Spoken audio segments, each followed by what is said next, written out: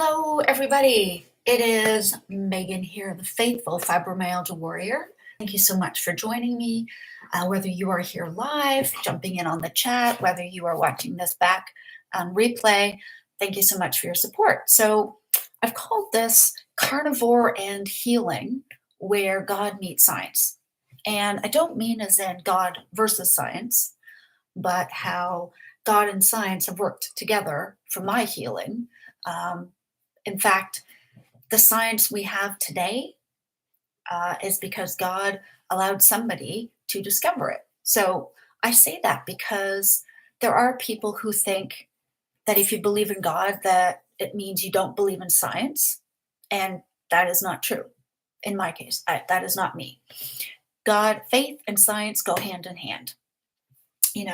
That is why when somebody is very sick, when somebody is perhaps dealing with something terminal or traumatic, I will pray for the doctors to hopefully have enough in their kit of science, if you will, to heal that person as best they can.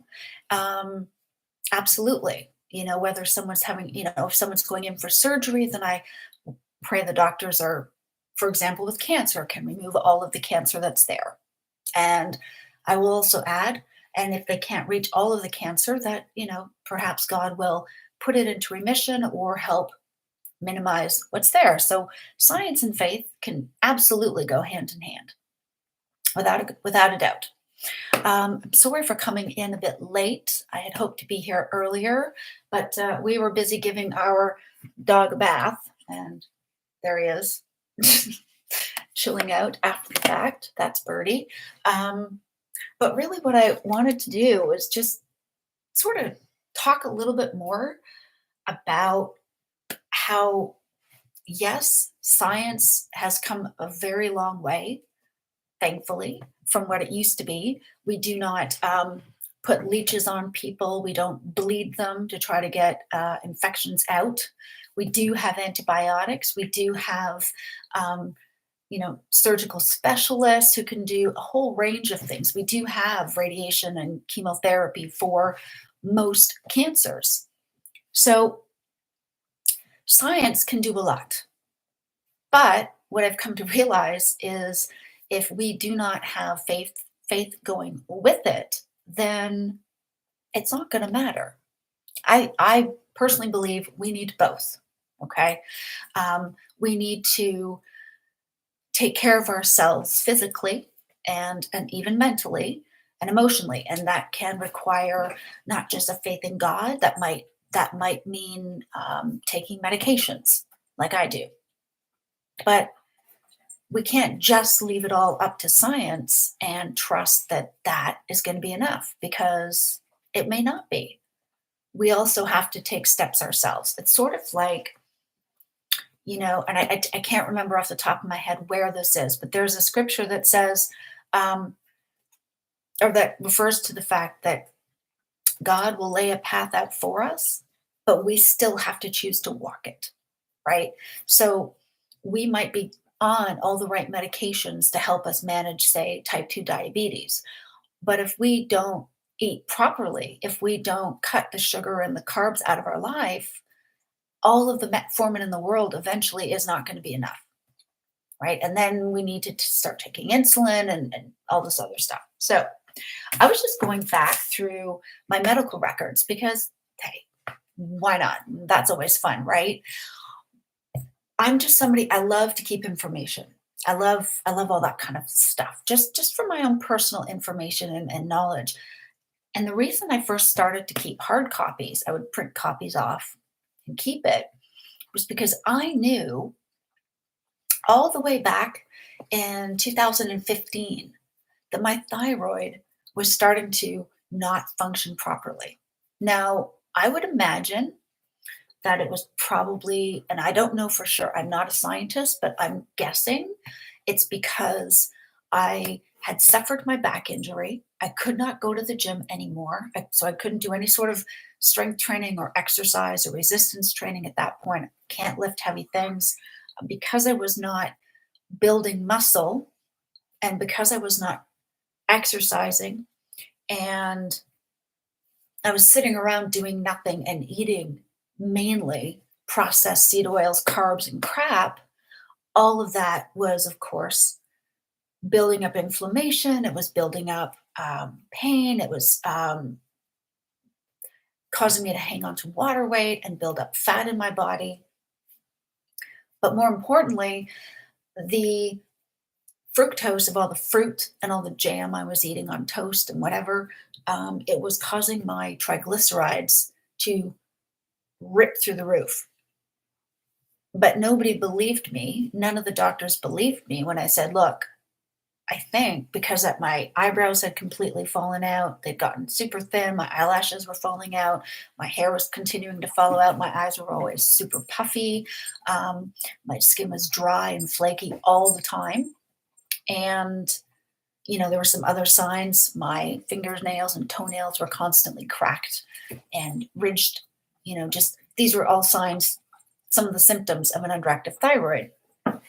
And they didn't believe me. I was still within the accepted range for thyroid stimulating hormones, as well as the actual hormones themselves, the T4s, which I learned our body does not actually use these T4 hormones. They have to be converted into the T3s, which then go throughout the body and do their business. And from what I remember, they are responsible for things like reproductive health. So, your functioning. So, for me, for example, having monthly cycles. So, if I was having lots of premenstrual pain, if I was having heavy cycles, if I was having irregular bleeding or anything like that, it would often come back to my thyroid was not functioning properly. So, the hormones that it would produce that would then go to those areas were not being sent.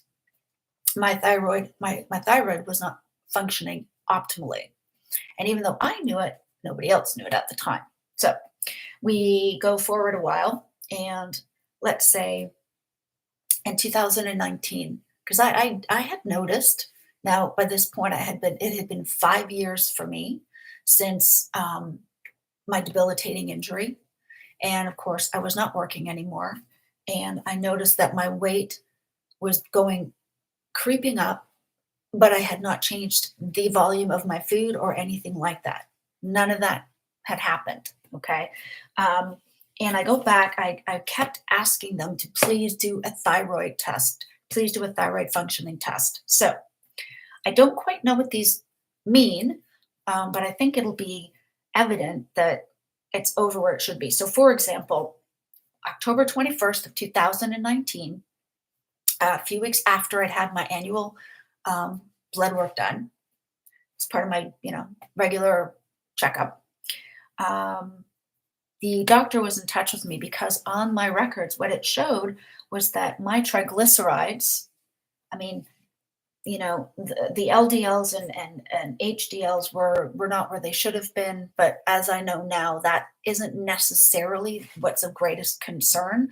The biggest concern is the triglycerides, because those are produced by the liver. So if your liver is overworked and it's pumping out massive amounts of triglycerides, that's a sign that you could be heading towards fatty liver disease, whether it's caused by alcohol or other things. So, sorry, I'm feeling like I'm all sciencey. I'm not a scientist. This is just stuff I've read and I've looked into because I wanted to know for myself what was going on. And sometimes we have to be our own advocates, right? So on October 21st of 2019, my lipids blood work results were this.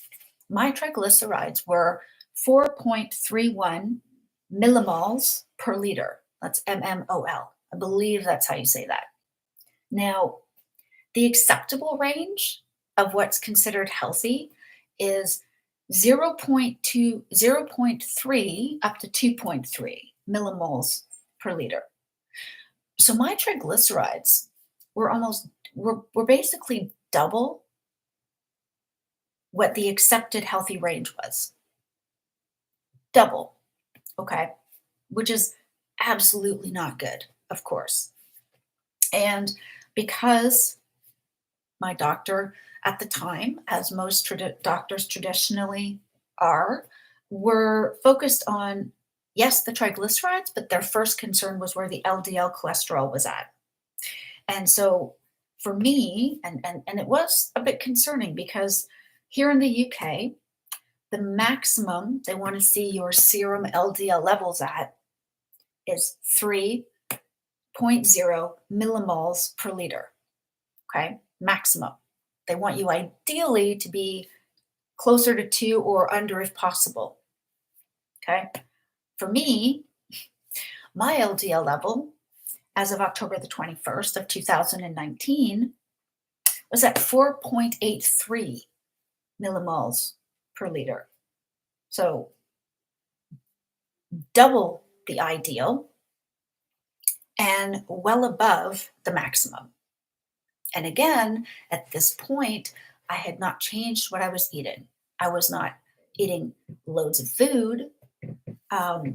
However, I was eating a lot of fruit and I was eating a lot of jams, like fruit jams. So I was eating whole wheat toast and I was eating all sorts of fruit and all the things, all the carbs, whether they were simple or complex, right? They were all getting converted into glucose in my body. And the liver can only take so much. And because of all of the fructose and, well, okay. So the fructose from the fruit, yes, as well as the sugars from all the baked goods that I would enjoy. Not like I didn't eat them every day, but it adds up, right? So you're eating toast with peanut butter and jam or with bananas on top. Well, there you've got carbs that are going to convert into sugar in the liver. And as much as I thought it was healthy, it was not. It was absolutely the worst thing I could be eating. I didn't realize that. Now, my GP at the time said, right, we're going to start you on statins because we need to bring down the LDL levels. Fine. And so I started those at the end of March. And within 6 months, okay, when I went back in March of 2020, my LDL levels were now at 1.81 millimoles per liter, which is great because it's still under the ideal desired amount of 2.0 millimoles per liter. However, my triglycerides were still too high. I'm sorry, I'm reading. I had to write this all down because as of March of 2020, my triglycerides were down to 3.17 millimoles per liter. And again, that was well above what they want. The acceptable range that's considered safe for triglyceride levels is 0.3 to 2.3 millimoles per liter. And so it's a tiny little amount, really, but it's not like we would see it with the naked eye. You would find it in a blood test, right? So my triglycerides had come down from 4.31 millimoles per liter down to 3.17. And when I saw the lipid specialist, so the cholesterol specialist, if you will, I also saw her. So I saw her in March of 2020, 3 days before lockdown, right? What she did tell me was, although the statins helped with getting the LDL in line, as long as they would only be able to reduce the triglycerides to a certain point. And she said the reason for that is because of how food is processed through the liver. So in other words, if I was going to get my triglycerides under control and under the range that was acceptable, she said I would have to cut back on fruit, not to cut it out. I was to keep fruit to 1 or 2 pieces a day. Try not to have, and these were her words, don't have too many sweet things. I don't even know what that means. If you're someone who's a sugar addict, there is no such thing as too many sweets. Okay. So she's told me to be careful about how many sweet things I was having. And with fruit, keep it to 1 or 2 big pieces or 3 small pieces of fruit per day. See if that would help. Now,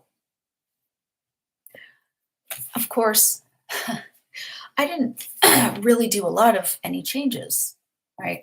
I was good. I was like, well, I don't want to give up my brownies and my, cookies when I go out for coffee. Forget that. But yeah, fruit. Okay, sure. I'll limit my fruit, but I love fruit. Okay. And what I didn't what I didn't realize is that um, it wasn't just the fructose from the fruit that was affecting my triglycerides because it was going into the liver. It was the fact that I was anything carby, anything I ate that was carby would eventually become sugar in the liver. And again, what I learned later is that it can only hold so much, and then it has to start converting it into something else. It becomes triglycerides, which is really bad for your heart and really bad overall for your health. So I did start to cut back on my fruit, but I didn't eliminate my fruit. Okay, so that was March. And the same time that I saw the lipid specialist, she also told me that I had hypothyroidism. I had an underactive thyroid. Now, I suspected as much. I saw my blood work results, from back in 2017. I had them again in 2018. I saw them again in 2019. So my TSH, so my thyroid stimulating hormones, were zero point 0.9 MIU. I'm not quite sure what that measurement is. Micro units? I'm not sure. Per liter. Okay. Which was considered in range. However, it didn't matter because, so from what I can understand, what I remember is if your TSH levels are lower, then it's supposed to stimulate your thyroid and say, hey, by the way, we need more T4s. And T4s get converted into T3s, which are the actual parts that do the work. So T4s don't do anything other than they have to become converted into T3 format, of which only some of them get used by the body. And these are the things that control your reproductive organs, determine whether you're going to have a heavy cycle or a lighter menstrual cycle. They affect your digestions, your metabolism, your moods, and all of that comes through the thyroid. So if that's not performing properly, it will affect everything else, and it was affecting me. The crazy thing is that the TSH levels were within range. Okay, they were within an acceptable range, but for whatever reason, they were not producing enough of the T4 hormones. For some reason, they weren't functioning like they should have been. And I don't quite know why that was. I just know that that was the case. And I was left with all these symptoms.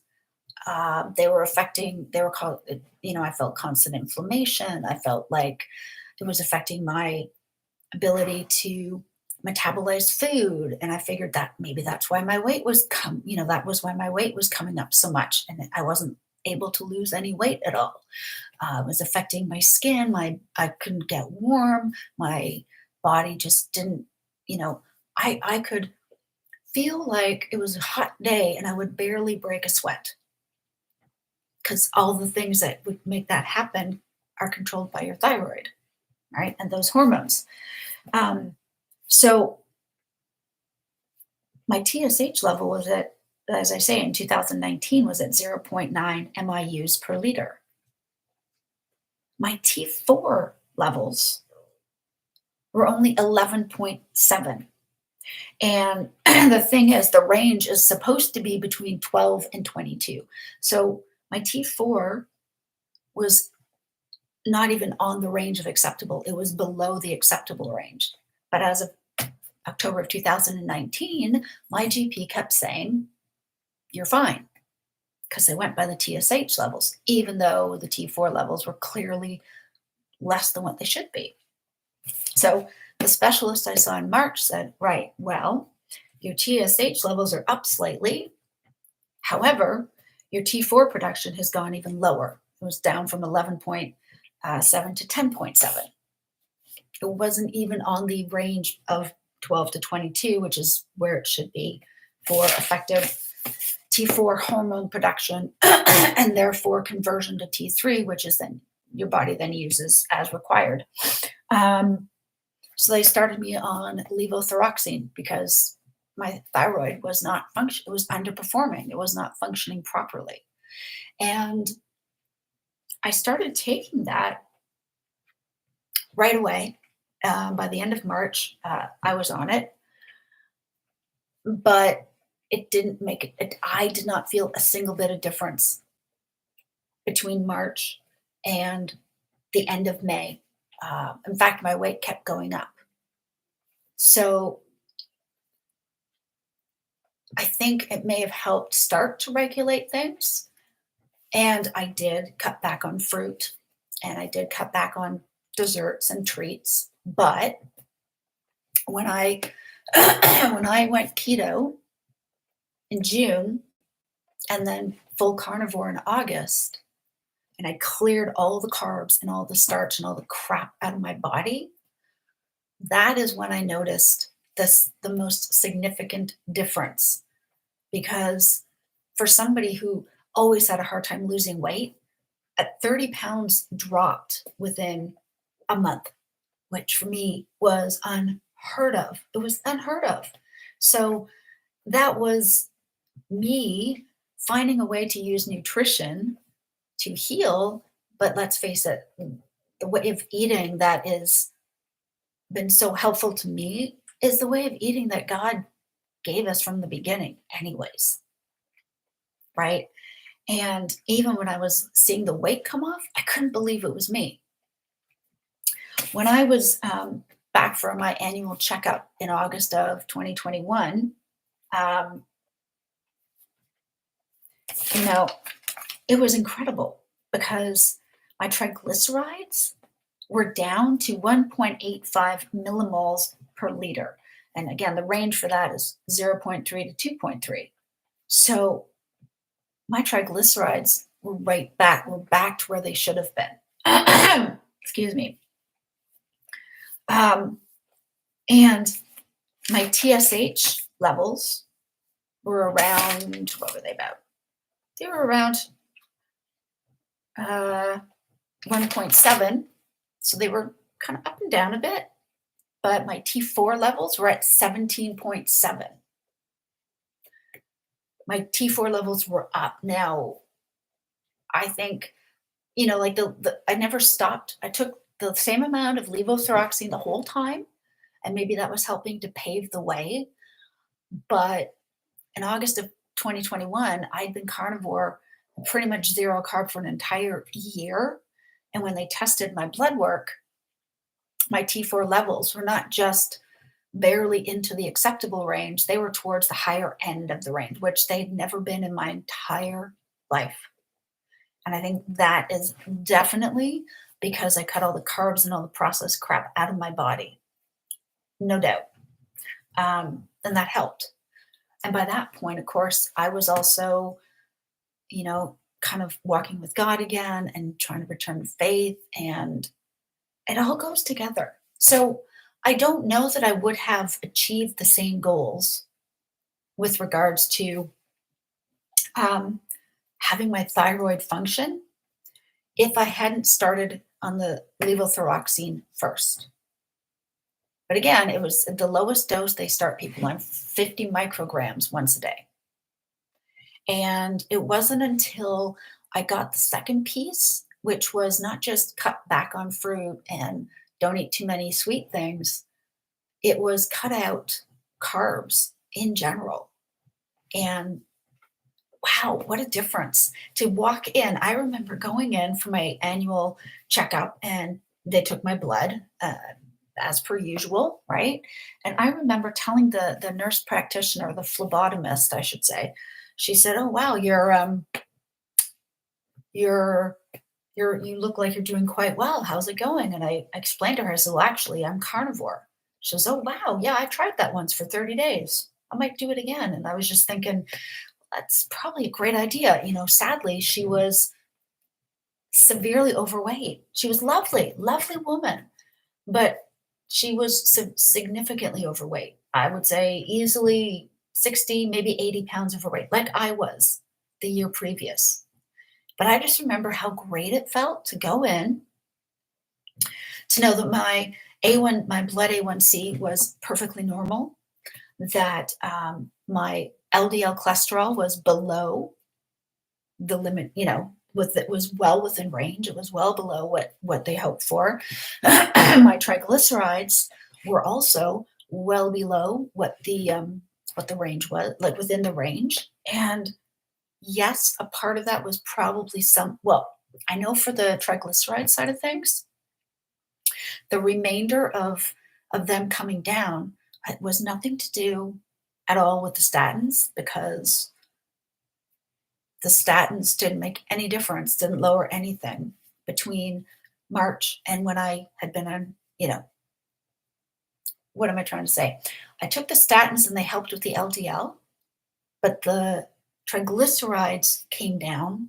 I mean, significantly came down when I cut out all the carbs and everything and all the sugars that would end up in the liver. When I cut all that out, that's when the triglycerides really dropped. And I'm still on the statins because at this point, hey, if it ain't broke, why fix it? But hopefully, when I go for my annual checkup this year, maybe I'll be able to come off them. So I'm not opposed to science or medication. If you guys watch anything else of mine, you'll know I'm on antidepressants. And honestly, they did help to a certain degree. And the next step of that was anything else beyond that I couldn't get past got better when I ate healthy. And I mean, like truly healthy animal meats, the fat they come with, and maybe some of their products like occasional dairy or egg yolks. Okay. Those things were the magic for me to heal. But when I stopped to think about it, it is still God working. Why? Because God created the people who came up with the medications to help others, and it is helpful to me. And anything that happens beyond that, when I'm eating as God intended, and I keep the crap out of my body, my mind is clear. And I'm able to stop and go, wait a minute, God is there. God is with us. God is with me. It's going to be okay. Even if it's not okay, it'll be okay, if you know what I mean. Um, but the real magic happened by the end of August of 2020 when I had cut all the crap out.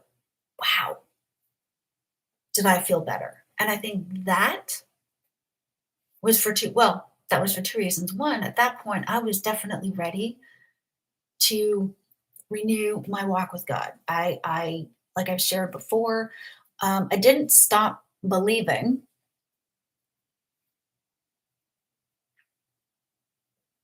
Oh, wow, 19 Stony 64. That is so great. Wow. You know what? Yeah, it's for me it's been a blessing just to eat the way God always intended. I just think back to this. He gave the animals, well, he put the plants on this earth to feed the animals. And then he gave the animals to us to eat. And they would eat the plants, we would then eat them. That was the order of things.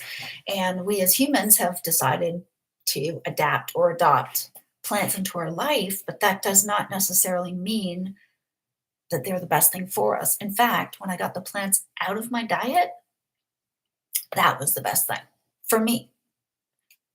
People eat whatever they want to eat, obviously. Um, that's that is not for me to decide, but certainly, you know, eat whatever you want to eat. You have free will. I'm just saying for me, I have felt the best and most clear minded when I got all the carbs and the starches completely out of my diet. And so it was a combination. Sorry, that was one of the dogs walking behind me there. The combination of not just taking the medications, because they absolutely helped in the beginning. They did. I know they did. Um, for sure. Without the levothyroxine, my thyroid would not have been able to start functioning properly. But as the specialist pointed out, wouldn't be enough to just take the pill. I would also have to cut back on fruit consumption and sugary foods. So you got to do both things. So that's what I'm saying. And of course, God gave us the food, right? And we choose to make it into whatever we make it into. But in my case, it was pretty clear that all the fruit that I love to eat was not good for me. It didn't help.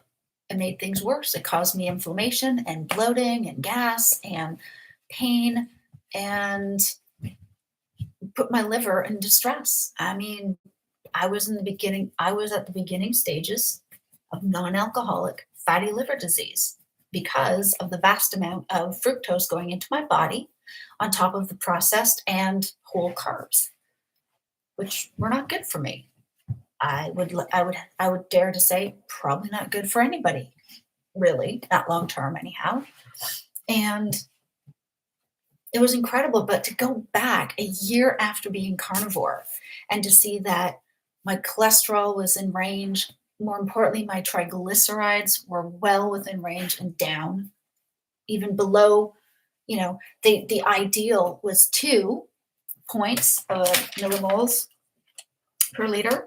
And for me, I wasn't just, I wasn't just at 2, I was at 1.85. I was under the ideal level. And I have been eating that way ever since. So I'm confident that if I was to go in and get my blood work done today, it would be the same, perhaps even improved, because I'm continuing to eat a carnivorous diet. So I think about that and I think, wow, I feel so lucky that God gave us these animals to provide all of the nutrients and everything we need to keep us healthy.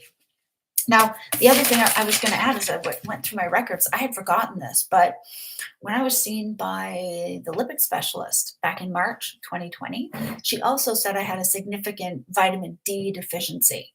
And she put me on prescription strength vitamin D, which is like 20,000 units of D3 pills. And I had to take them 3 times a day for 6 weeks. And then after that, just carry on taking them over the counter.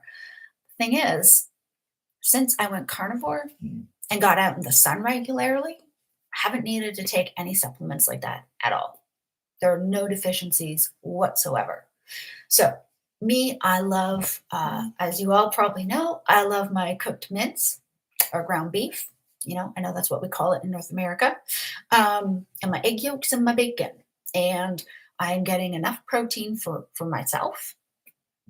Maybe some days I don't get quite enough, but I feel satiated. So when I'm hungry, I eat. When I'm not hungry, I don't eat. I make sure I don't eat out of boredom. And I don't know, I find the science fascinating, especially for me being able to look back and go, well, that's where it was. And now it's here. Wow. Okay. So some of that was medication, but then the rest of it was because I improved my diet. And, I went from there. Improve my diet, my brain. See, the thing is, and I know that's God and science work together because I was given antidepressants and gabapentin, and I'm on sertraline, which is supposed to help with your anxiety. It's supposed to help with your depression. It kind of worked for the depression. It never worked for the anxiety. And the gabapentin is a nerve blocking agent, so it keeps the tingling in the arms and legs to a minimum. But I tell you what, it didn't do anything for the brain fog. these are things that are supposed to help with fibromyalgia, but it didn't. Sorry, I gotta let the dog out of the room. It didn't help with brain fog at all. Ooh, do not look at that mountain behind the curtain.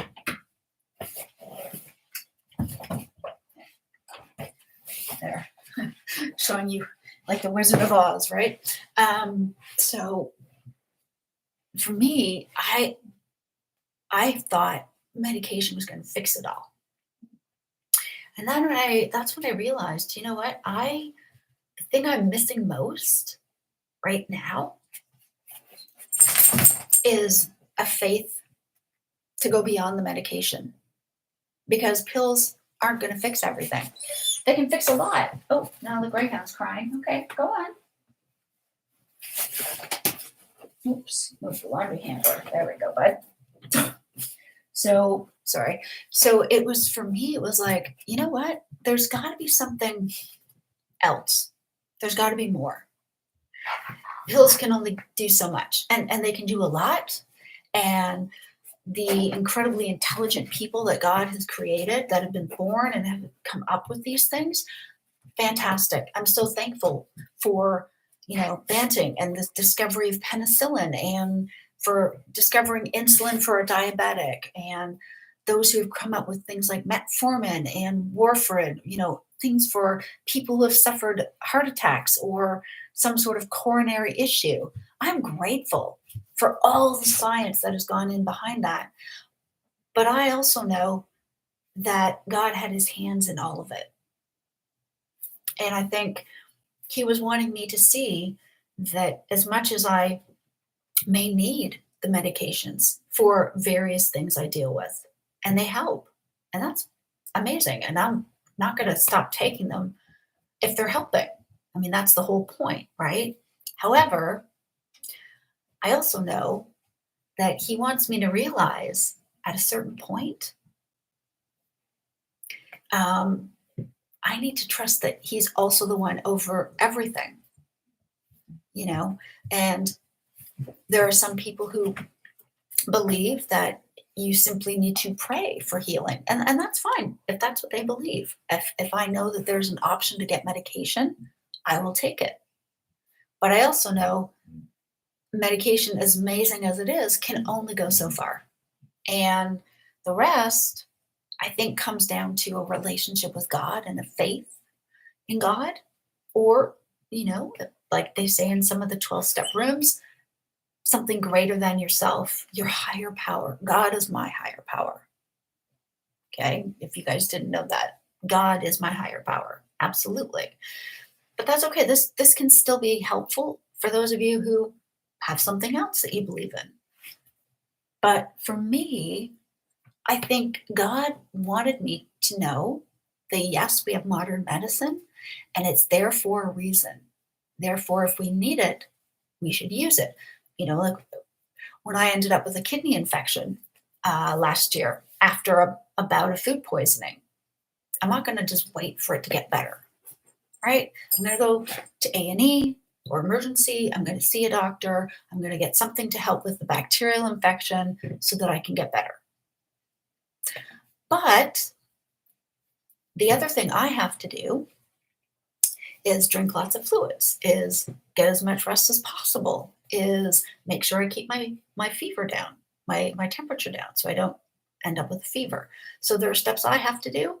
And even then, I still need to be praying through that, right? So that's where I see science and God work together. As I say, I'm not a scientist. I'm just sharing what I've seen with my own experiences. Somebody you should absolutely watch, if you want the science behind all this, is Professor Bart Kay. Also, Professor Ben Bickman, a scientist himself, has some great videos. He's doing a lot on insulin and how it affects us and that sort of thing.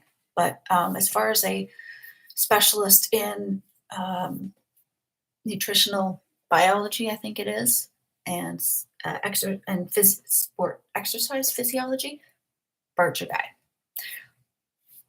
But I had to see that, yes, we have all these great things. Let's use them. Okay. However, They go so far, and then after that, it's a leap of faith, isn't it? That, okay, you're going to give me a pill that is apparently going to fix my thyroid. All right. Well, I don't feel any different. I have to take a leap of faith that if I keep doing this every day, it's going to help. I'm supposed to cut back on fructose consumption and processed sugars, refined sugars. Okay. I don't feel a difference right away. In fact, I'm gaining weight, but I have to go by faith that this is going to work somehow.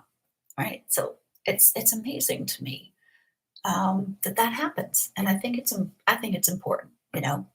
Whatever you guys might think. So for me, um, I eat my ground beef and my egg yolks and my bacon, and I know how great I feel because I've taken all carbs pretty much out of my diet. Maybe some milk with my coffee every now and then, but that's like 3% of what I eat. 98% is animal products or animal meats and yolks, right?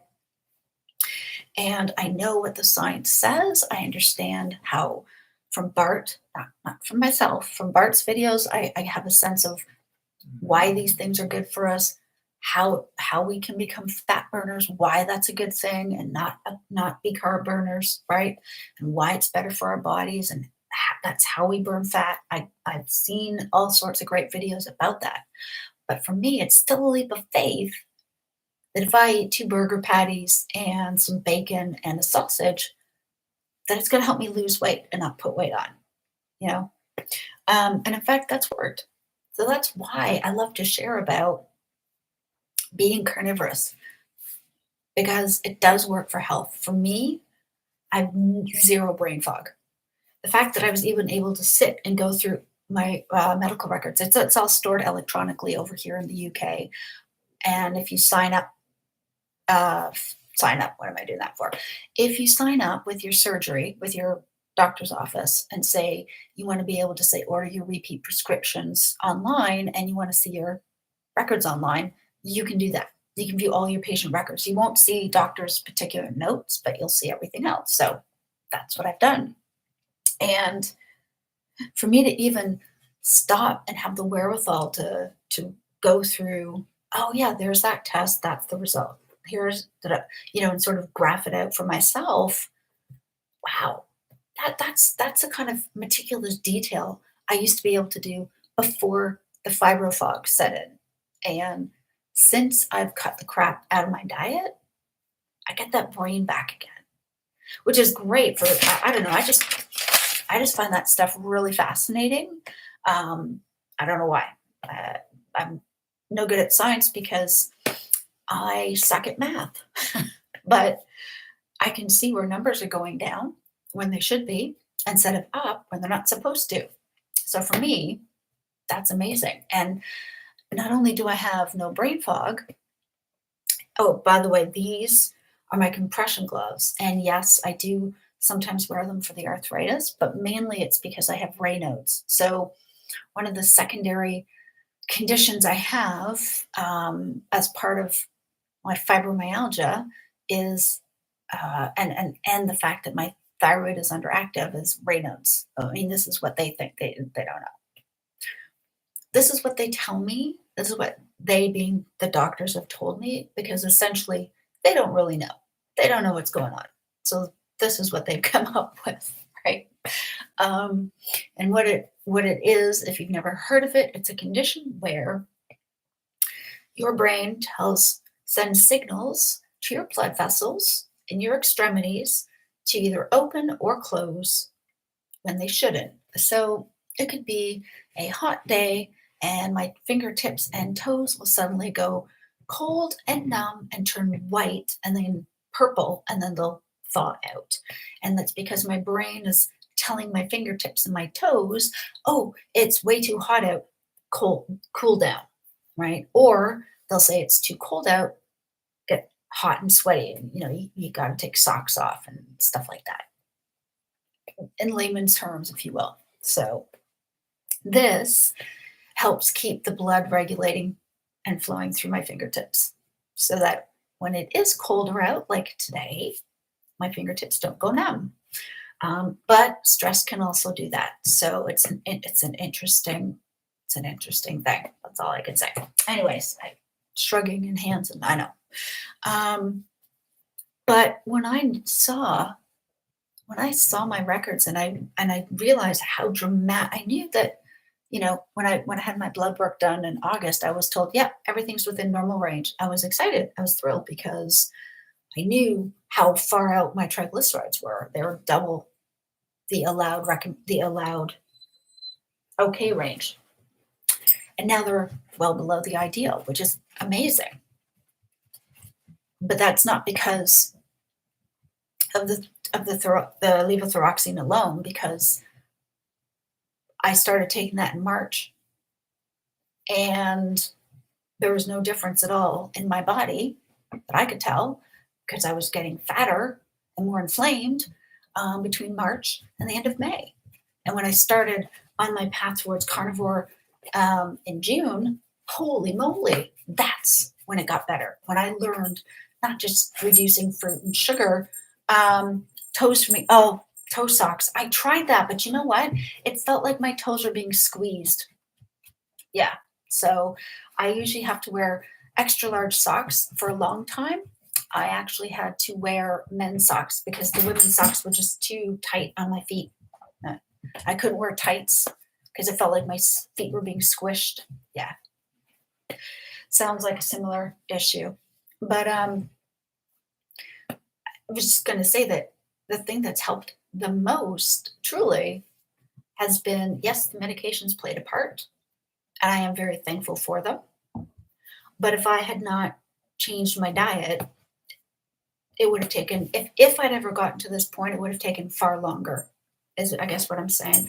And I probably would have been working against myself. They probably would have ended up upping my thyroid medication because I was gaining weight. I wasn't losing any weight. I was getting bigger and bigger all the time, which was really frustrating. So I was over 200 pounds by the end of May of 2020.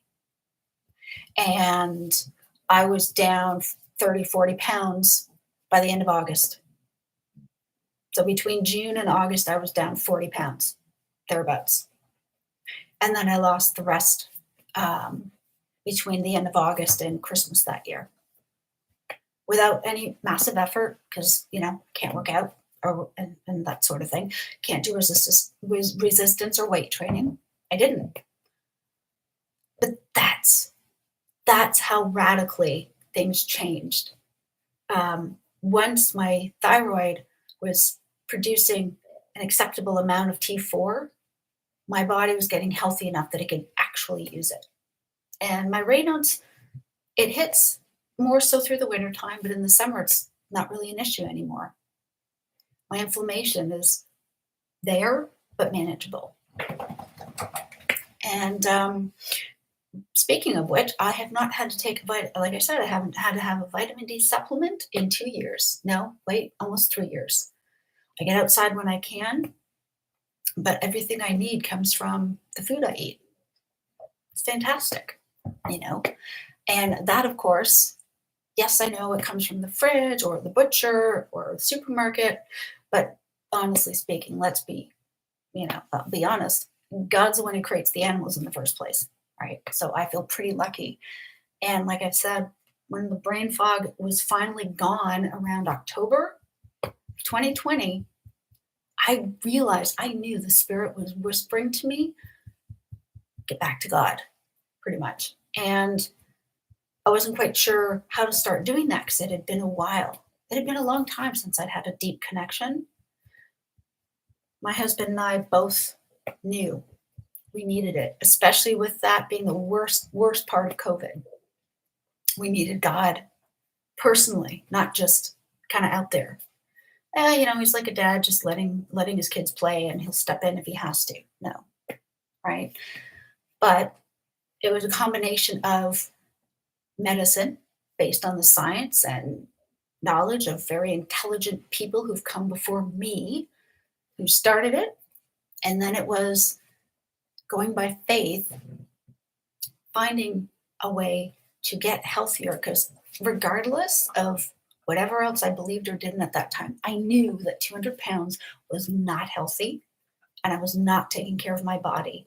And while I may not have been on as deep of a connection with God as I wanted to be, I knew I had to take better care of myself. I just wasn't sure. And honestly, take it as you will. You might think it's hoo ha, but I had this voice in my head, the Spirit, the Holy Spirit, being like, check out keto, try keto. What about this carnivore thing? Joe Rogan talked about it. Look into that. Maybe that'll help.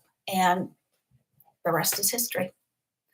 Um, I actually have got to go, you guys. I'm so glad you guys came and checked things out. I hope this was helpful in some way. I know that how they measure cholesterol in North America is not the same as over here in the UK. The units are slightly different. But what I do know is that what matters the most is the triglyceride levels, because if those are too high, that's a sign that your liver is under stress, and that is never good. So hopefully, if you guys get regular checkups, get an idea as to where you are. If they're too high, I would suggest perhaps you want to try a carnivorous way of eating. It truly made all the difference to me. And I avoided fatty liver disease, and I have avoided unhealthy visceral fat, adipose fat stuck on my body. I avoided, following some of my family members into heart disease and coronary um, distress. God was looking out for me. He didn't just give me medication, but he certainly helped in every other way. Thank you, 19 Stony 64. You're so welcome. So listen, guys, I hope to be back at this time. Actually, no, I won't be back at this time. I might be back at this time tomorrow. I'm going to try. I actually have a video call with a new friend of mine. She's just here recently from the Ukraine, so I'm helping her practice some English, and perhaps I'll learn some Ukrainian. Who knows? But I will try to be here tomorrow at this time. If not, I will see you guys on Wednesday. Thank you so much for being here. Appreciate all your support. All right, guys, take care. Talk to you soon. Bye for now.